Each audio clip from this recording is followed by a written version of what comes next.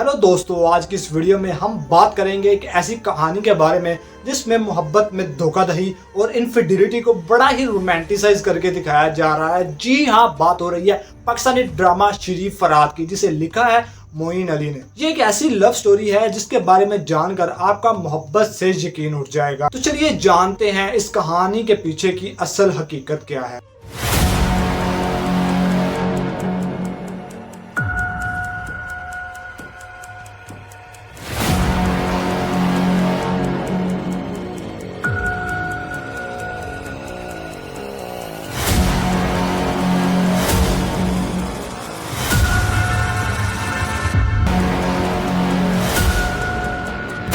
मोइन अली को हम सब जानते हैं, बड़े ही कमाल के अवार्ड विनिंग ड्रामा राइटर, जिनके हर ड्रामे ने धूम मचाई। पर क्यों अब इन्होंने श्री फरहाद ड्रामे की स्टोरी को ही पिक किया? क्या है इस कहानी का राज, आइए जानते हैं। ये कहानी मुतासर है खुसरू परवेज से, जो 6वीं सदी में ईरान का सबसे बड़ा बादशाह था और इसे एक मसीही एक क्रिश्चियन लड़की से प्यार हो जाता है जिसका नाम था शेरी। लेकिन परेशानी ये थी कि खुसरू परवेज की पहले से शादी हो चुकी थी मरियम के साथ, जो उसकी पहली बेगम थी। खुसरू किसी भी कीमत पर शेरी को हासिल करना चाहता था। यही वजह थी कि उसने अपनी पहली बीवी को जहर देकर मार डाला और फिर शादी की शेरी के साथ। वैसे क्या बात है, श्री की हर ख्वाहिश पूरी करना उसका जुनून बन चुका था। एक बार श्री ने उससे अपनी ख्वाहिश जाहिर की कि मैं चाहती हूँ कि हमारे महल के सामने से एक नहर गुजरती हो। खुसरू परवेज ने श्री की ख्वाहिश को पूरा करने के लिए, जो उस वक्त तक नामुमकिन नजर आती थी, उसने एक हुनरमंद लड़के को बुलाया जिसका नाम था फरहाद। फरहाद अपने काम में इतना माहिर, इतना काबिल था कि उसके लिए ये काम कुछ भी नहीं था और वो चुपचाप इस काम के लिए राजी हो जाता है और अपना काम शुरू कर देता है। और उसी दौरान उसकी नजर पड़ जाती है श्री के ऊपर और पहली ही नजर में उसे शिद्दत वाला प्यार हो जाता है श्री के साथ। सिर्फ चंद महीनों के बाद ही फरहाद इतना बड़ा कारनामा करके दिखा देता है और अपना काम मुकम्मल करता है।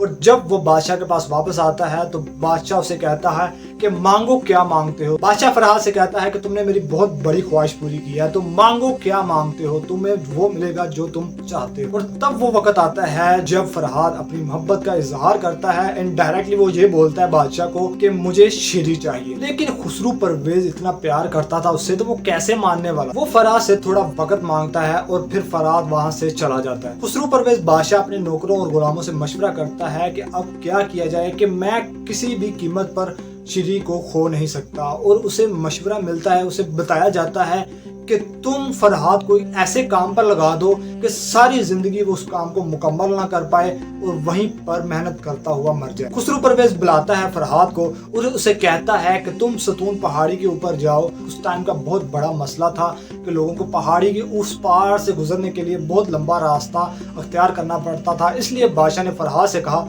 कि तुम ये पहाड़ी काट कर इसमें से सीढ़ियां बनाओ। फरहाद इस बात पर भी राजी हो जाता है और अगले ही दिन वो काम शुरू कर देता है। और दूसरी तरफ शहंशाह खुसरू बड़ा खुश था कि किसी तरह जान छूटी फरहाद से। पर फरहाद उसे बेपनाह मोहब्बत करता था श्री के साथ और वो अपने काम के दौरान भी श्री के काफी मुजस्मे बनाता रहता था, उसकी पेंटिंग्स बनाता रहता था, हर किसी से तबसरा करता था सिर्फ और सिर्फ श्री का। अपने प्यार की दास्तानें लोगों को सुनाता था और उसी जगह पर मजमे लगे रहते थे उन दोनों की मोहब्बत। और ऐसे ही उड़ती हुई बात पता चल जाती है श्री को। श्री को एक औरत आके बताती है कि सतून पहाड़ के ऊपर एक ऐसा शख्स है, एक ऐसा फर्द है जो तुमसे बेपनाह मोहब्बत करता है, तुम्हारे मुजस्मे बनाता है और उसकी जुबान पर हर वक्त एक ही नाम होता है श्री। श्री ये जानने के बाद काफी क्यूरियस हो जाती है, काफी उसको लग जाता है कि यार मैंने अब मिलना है किसी तरह फरहाद से। तो वो एक रोज एक रात मिलने चली जाती है फरहाद से। फरहाद उसे देख के शौक हो जाता है और काफी एक्साइटेड हो जाता है और उसकी खुशी का कोई भी ठिकाना नहीं रहता। इसी दौरान श्री का घोड़ा गिर जाता है और श्री को दोबारा फरहाद घोड़े पर बिठा कर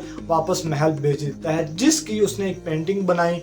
पेंटिंग वो आज भी ईरान के एक म्यूजियम में पड़ी हुई है। इससे ये तो पता चलता है कि इस कहानी में कुछ सच्चाई तो है। तो आगे चलते हैं। वक्त गुजरता रहता है और फरहाद इसी कारनामे को एक दिन सरंजाम देने के करीब ही होता है कि खुसरू परवेज को फिर पता चल जाता है कि कुछ ही दिन बाद फरहाद अपने काम को मुकम्मल कर लेगा और वो फिर से आएगा श्री को मांगने। खुसरू परवेज ये बात सुनकर बहुत ही परेशान हो जाता है और उसे ये बात सताने लगती है कि जैसे ही फरहाद अपना काम मुकम्मल करेगा वो फिर से आएगा श्री को लेने के लिए और मैं उसे क्या जवाब दूंगा।